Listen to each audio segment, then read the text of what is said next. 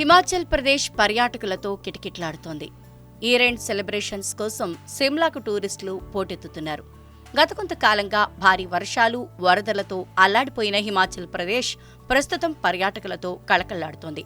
New year కావడంతో దేశంలోని పలు ప్రాంతాల నుంచి కొండ ప్రాంతానికి భారీగా తరలివస్తున్నారు. దీంతో సిమ్లా, మనాలి, కసోల్లో భారీగా వాహనాల రద్దీ కొనసాగుతోంది. జస్ట్ 3 రోజుల్లోనే లక్షల సంఖ్యలో వెహికల్స్ సిమ్లాకి వచ్చినట్లు అధికారులు తెలిపారు. రోహ్తంగ్లోని ప్రపంచంలోనే అత్యంత పొడవైన అటల్ టన్నెల్ గుండా 3 రోజుల్లో దాదాపు 55,000 కంటే ఎక్కువ వెహికల్స్ సిమ్లాలోకి ప్రవేశించినట్లు అధికారులు తెలిపారు. ఓవైపు పొగమంచు, మరోవైపు వేల సంఖ్యలో పర్యాటకులు రావడంతో ఆ రూట్లో భారీ ట్రాఫిక్ జామ్ అయింది.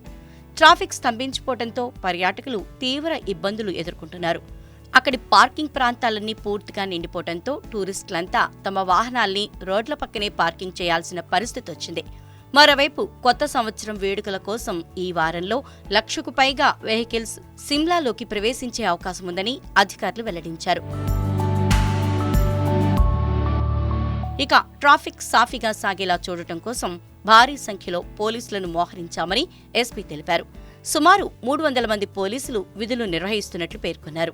డిసెంబర్ 31తో పాటు జనవరి 1కి ఔలీలోని అన్ని హోటళ్ల బుకింగ్లు దాదాపు పూర్తయ్యాయి. నైనిటాల్లో కూడా 70% పైగా హోటళ్ల బుకింగ్ పూర్తయింది.